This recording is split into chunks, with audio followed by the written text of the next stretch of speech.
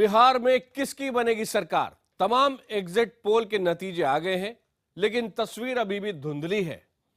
दरअसल सभी exit polls का अगर औसत निकाला जाए तो बिहार में कांटे की टक्कर नजर आ रही है, लेकिन दो एग्जिट पोल एनडीए को और दो महागठबंधन को बढ़त बनाता दिखा रहे हैं। तो सवाल यह है, क्या इस बार बिहार में खंडित जनादेश आ रहा है?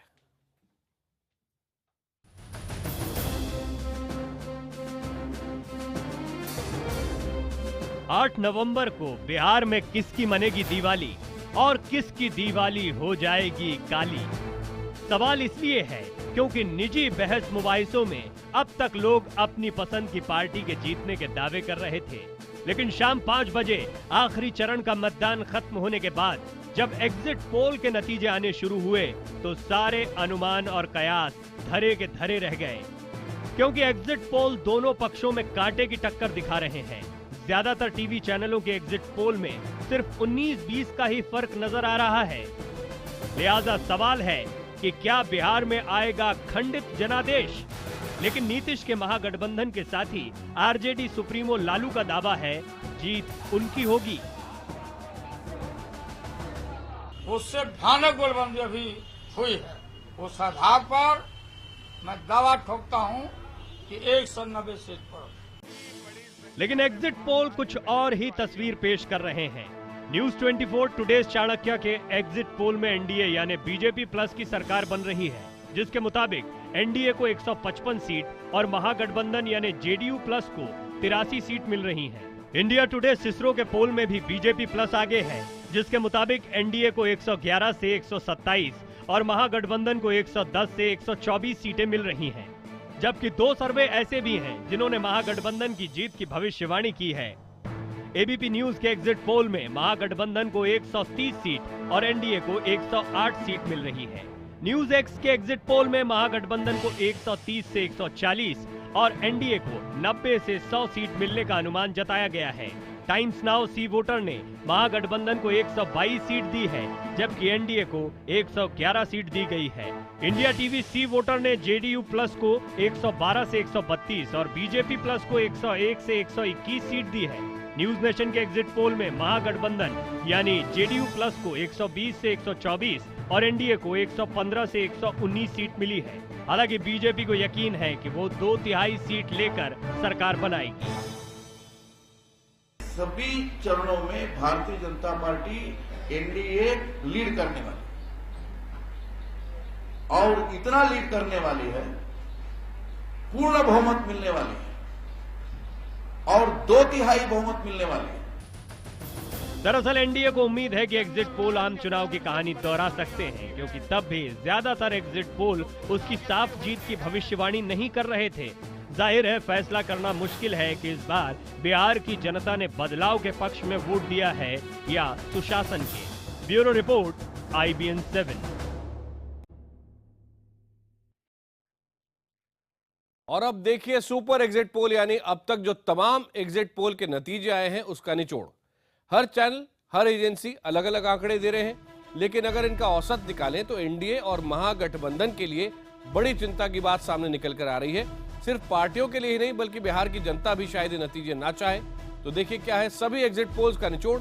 सारे एग्जिट पोल्स का औसत निकालने के बाद जो स्थिति नजर आ रही है उसके मुताबिक बीजेपी और उसके सहयोगियों को 118 सीटें, जेडीयू और उसके सहयोगियों को 118 सीटें और अन्य को 7 सीटें दिख रही है। ये एक औसत है। एग्जिट पोल के नतीजे आने के बाद भी आरजेडी सुप्रीमो लालू प्रसाद यादव के हौसले बुलंद हैं और उनका दावा है कि महागठबंधन 190 सीटें जीतेगा। यही नहीं, लालू ने बीजेपी के वोट बैंक को निशाना बनाते हुए कहा कि अगड़ा वोटर निराशा में वोट डालने बूथ तक भी नहीं पहुंचा। लालू का कहना है कि एनडीए गठबंधन की हवा निकल गई है। 190 सीट हमको आएगा गठबंधन को, 190। अब बीजेपी को मतलब 10 और फिर 40 में जो भी है 40-40 मिला तो मिला नहीं तो भी साफ है। तो 190 सीट पर हमारा आधार है। हमारा जो गरीब है, पिछड़ा वर्ग, ये लोग अंदाज में ये लोग सोच रहे होंगे पिछड़ा बहुत मोटा है, ये समझ में हो गया बटा होगा, कहीं नहीं। इतना बड़ा तूफान और मुद्दा साफ साफ था।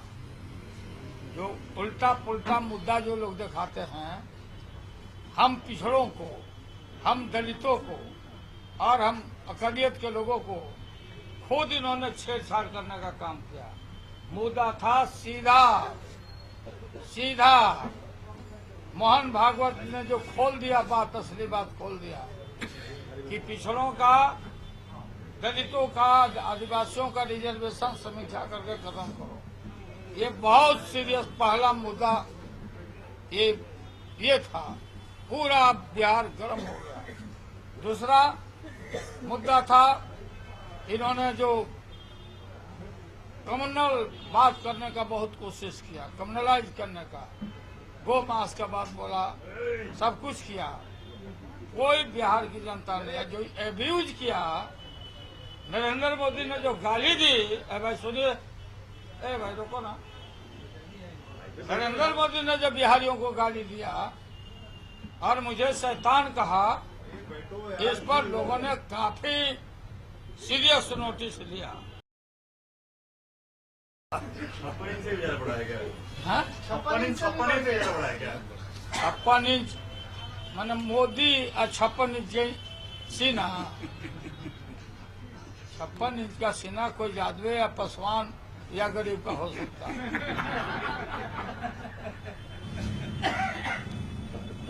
वो बिल्कुल हम देखा कहीं कहीं ये इतना 3 गो बेसी, तो ये वो कम, तो एने, तो ओने पे हम गर्म हो गया है ना। सीधा मुद्दा वो था, सीधा मुद्दा था कि सारा बैकवर्ड और जो अपर कास्ट के लोग थे वो बिल्कुल भोथर हो गए, बिल्कुल स्लो हो गए, बिल्कुल कहीं बूथ पर भी नहीं गए। इसलिए नहीं गए कि कौन मुंह लेकर हम जाए नरेंद्र मोदी को डिफेंड करना। लालू कह रहे हैं कि सारे जो एग्जिट पोल्स हैं वो एक तरफ, लेकिन हम एक तरफ। बिहार में 5वें चरण का मतदान खत्म होने के साथ ही भावी सरकार को लेकर चर्चाएं शुरू हो गई। 5वें चरण में सीमांचल और मिथिलांचल में 60% यानी बम्पर वोटिंग हुई है। मतदान खत्म होने के बाद ही तमाम न्यूज चैनलों पर रुझानों को लेकर सर्वे शुरू हो गए, जिसकी बानगी अभी हम आपको दिखा रहे हैं। ये हैं सारे सर्वे जो आपके सामने नजर आ रहे हैं। ज्यादातर सर्वे में कांटे की टक्कर बताई जा रही है, लेकिन हर दल के नेता अपनी अपनी जीत के दावे कर रहे हैं। लालू कह रहे हैं 80% सीट हम जीतेंगे, तो बीजेपी कह रही है कि 2/3 सीटें हम जीतने वाले हैं।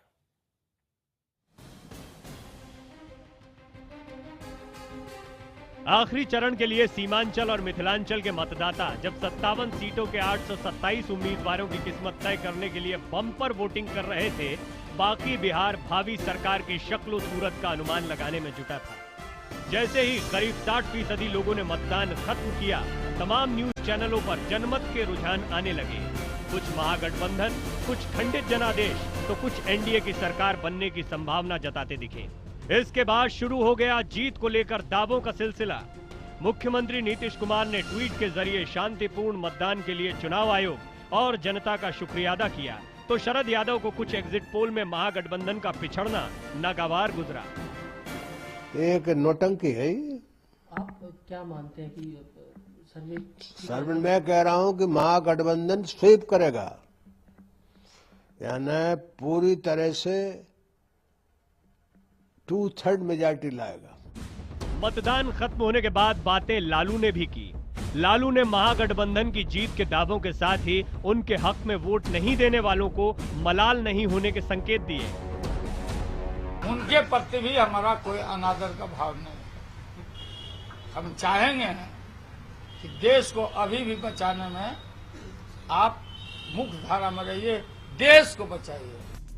बिहार में जिस तरह से आक्रामक चुनाव प्रचार हुआ, उसमें शांतिपूर्ण मतदान बड़ी कामयाबी है। हालांकि अंतिम चरण में दरभंगा में 2 खेमों के बीच मामूली झड़प हुई। एग्जिट पोल आने के बाद कई चेहरे खिले तो कई मुरझाए भी नजर आए। इस बीच तमाम दलों की प्रतिक्रियाएं जारी रहीं। जो एग्जिट पोल हैं, किसको क्या दिखा रहे हैं? एग्जिट पोल ये जान लें, दिखाने वाले कि नीतीश कुमार जी का एग्जिट होगा बिहार से, सरकार से वो जाने वाले हैं। चुनाव के नतीजे 8 नवंबर को आएंगे। ओपिनियन पोल और एग्जिट पोल के रुझानों के बाद नतीजों का रहस्य अब भी बना हुआ है। पटना से आलोक वर्मा के साथ ब्यूरो रिपोर्ट, IBN 7। और अब बात छोटा राजन की। 11 दिन पहले इंडोनेशिया के बाली में गिरफ्तार अंडरवर्ल्ड डॉन छोटा राजन को आखिरकार भारत लाया जा रहा है। उसका प्लेन बाली एयरपोर्ट से भारत के लिए उड़ान भर चुका है। इससे पहले राजन को कड़ी सुरक्षा के बीच एयरपोर्ट लाया गया, जहां उसे भारतीय जांच एजेंसी CBI की स्पेशल टीम के हवाले किया गया। कुछ ही घंटों के अंदर छोटा राजन दिल्ली पहुंचने वाला है। इस बीच जानकारी यह भी मिल रही है कि छोटा राजन से जुड़े सारे मामलों की जांच CBI ही करेगी। सवाल ये कि क्या छोटा राजन अपने जानी दुश्मन और most wanted don Dawood Ibrahim के खिलाफ भारतीय एजेंसियों की मदद अभी कर सकता है और किस हद तक?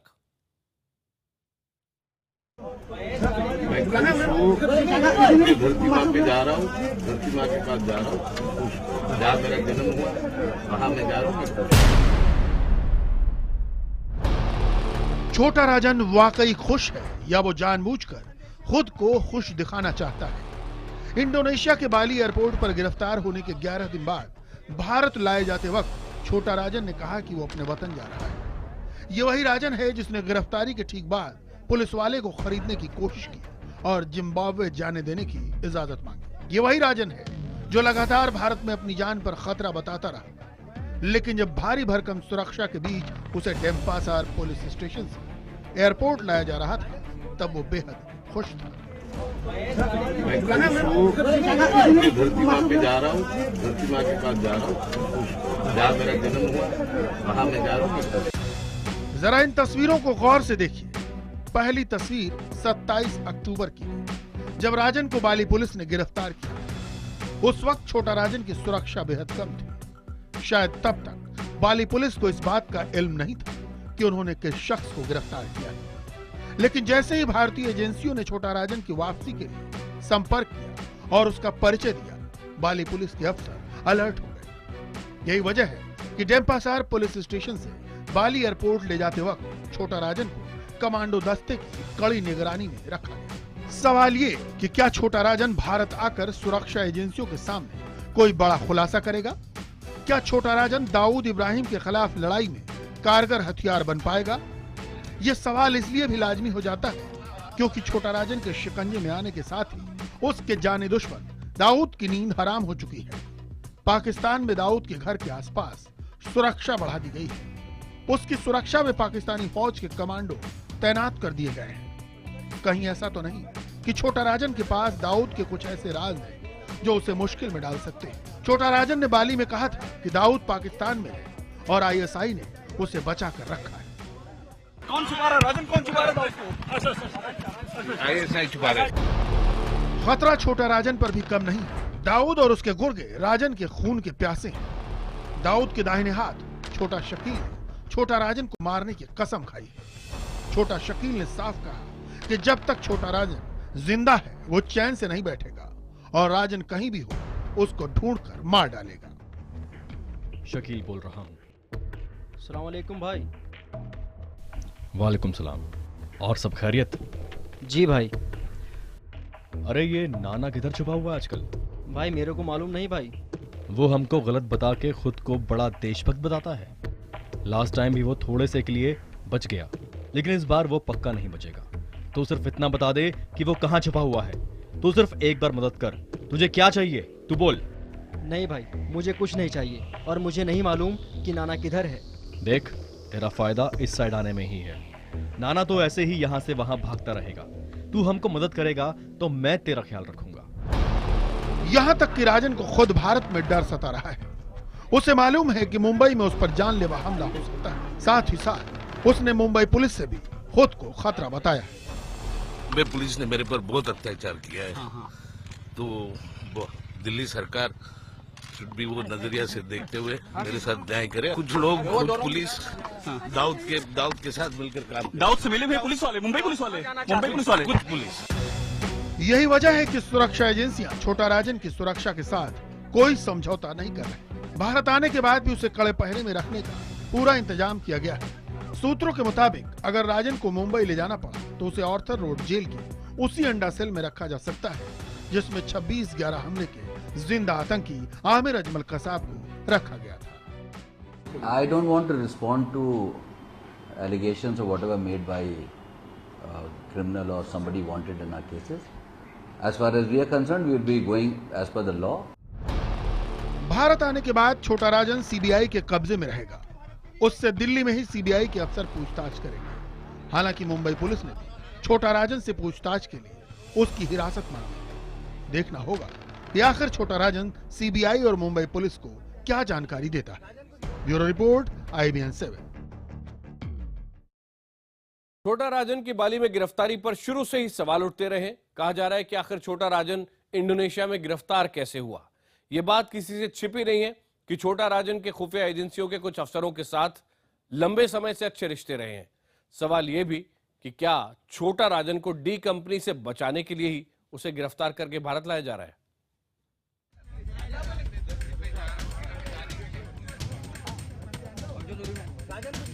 राजेंद्र सदाशिव निखलजे उर्फ छोटा राजन उर्फ मोहन कुमार 2 दशक से भी ज्यादा वक्त से भारतीय एजेंसियों को इस शख्स की तलाश थी, लेकिन बाली एयरपोर्ट पर जिस आसानी से छोटा राजन गिरफ्तार हुआ उससे कई सवाल भी उठे। क्या छोटा राजन की गिरफ्तारी भारतीय खुफिया एजेंसियों की शह पर हुई है? क्या छोटा राजन को बचाने के लिए ही उसे गिरफ्तार किया गया है? क्या छोटा राजन और खुफिया एजेंसियों के बीच किसी समझौते के तहत ही राजन बाली पहुंचा था? मोहन कुमार के फर्जी भारतीय पासपोर्ट पर सफर करते धरा गया ये इंसान एक ऐसा इक्का है जिसे दाऊद इब्राहिम के साथ शह और मात के खेल में भारतीय खुफिया एजेंसियां कई बार फेंक चुकी हैं। दाऊद तो मिला नहीं, न उसकी परछाई दिखी, लेकिन कहा जाता है कि भारतीय एजेंसियां छोटा राजन पर लगातार मेहरबान रही। आइए आपको बताते हैं कि कब कब छोटा राजन और भारतीय एजेंसियों के लेन देन की चर्चा हुई। जब साल 2000 में बैंकॉक में दाऊद के शूटर्स ने छोटा राजन की जान लेने की कोशिश की तो वो एक गोली पेट में लगने के बावजूद बच गया। उस वक्त भी कहा गया कि ऐन अंतिम लम्हे पर उसके पास किसी का फोन आया और उसे पता चल गया कि उसके साथी के घर को दाऊद के लोगों ने घेर लिया है। आखिर वो फोन किसका था? कई लोगों का कहना है कि वो भारतीय खुफिया एजेंसियों का अलर्ट था। गोली लगने के बाद छोटा राजन भागकर किसी तरह बैंकॉक के एक अस्पताल में जा पहुंचा। वहां भर्ती हो गया और उसका इलाज शुरू हो गया। ये अस्पताल दाऊद के शूटर्स की पहुंच में था। डर था कि डी कंपनी छोटा राजन को जिंदा नहीं रहने देगी। सिर्फ एक दिन के भीतर अचानक ही छोटा राजन अस्पताल से गायब हो गया। कहा गया कि उसे फरार करवाने के पीछे कई मददगार थे। कौन थे वे? कहीं भारतीय एजेंसियों के एजेंट तो नहीं? 2005 में दाऊद की बेटी माहरूख का दावते वलीमा दुबई के एक 5 सितारा होटल में हो रहा था। भारतीय खुफिया एजेंसियों ने दाऊद को वही ठिकाने लगाने की एक खुफिया योजना बनाई। अमेरिकी दूतावास के लीक हुए खतों में इस योजना का जिक्र मिलता है। बकायदा छोटा राजन से मदद मांगी गई और उसने अपने 2 शूटर भारत भेजे भी। दोनों को ट्रेनिंग देकर दुबई भिजवाया जाना था, लेकिन मुंबई पुलिस की क्राइम ब्रांच ने छोटा राजन के दोनों शूटर्स को दिल्ली जाकर गिरफ्तार कर लिया और खेल खराब हो गया। उस मिशन को देख रहे थे उस वक्त IB के डायरेक्टर पद से रिटायर हुए अजीत डोभाल। डोभाल आज देश के राष्ट्रीय सुरक्षा सलाहकार हैं। छोटा राजन के इसी साल ऑस्ट्रेलिया में छुपने की खबर आई। पता चला कि उसे पूरी दुनिया में खोज रहे दाऊद ने उसका पता खोज निकाला और छोटा शकील को उसे मारने को कहा है। छोटा शकील के शूटर्स ऑस्ट्रेलिया पहुंचे, लेकिन ऐन मौके पर छोटा राजन को इसकी भनक लग गई और वो भाग गया। फिर कहा गया कि दरअसल भारतीय एजेंसियों ने छोटा राजन को अलर्ट किया था। और अब छोटा राजन के इंडोनेशिया के बाली आने से पहले दाऊद ने फिर उसे बाली में मारने की तैयारी कर ली थी, लेकिन ऐन मौके पर उसे इसकी जानकारी दे दी गई और वो सरेंडर के लिए तैयार हो गया। सवाल ये है कि अब छोटा राजन का क्या होगा? उसके सरेंडर की शर्तें क्या हैं? क्या उसे भारत के गुनाहों की सख्त सजा मिलेगी? छोटा राजन के खिलाफ 68 मामले दर्ज हैं। इसमें फिरौती और हफ्ता वसूली के 28, हत्या और आर्म्स एक्ट के 12, मकोका के तहत 12, छोटे मोटे अपराध के 16 मामले शामिल हैं। छोटा राजन के खिलाफ टाडा के तहत भी 4 मामले दर्ज हुए थे। उसके खिलाफ ज्यादातर केस मुंबई में हैं, कुछ ठाणे में भी हैं। यूपी और बेंगलुरु में भी राजन के खिलाफ केस दर्ज हैं। सवाल ये भी है कि क्या छोटा राजन के हाथ आने के बाद दाऊद पर शिकंजा कस पाने की कोई उम्मीद है? ये देखना दिलचस्प होगा कि छोटा राजन के हाथ आने से भारतीय एजेंसियों के ऑपरेशन किल दाऊद को क्या और कितनी मदद मिल पाती है। Bureau report IBN 7। इंडिया 9 बजे में आज इतना ही।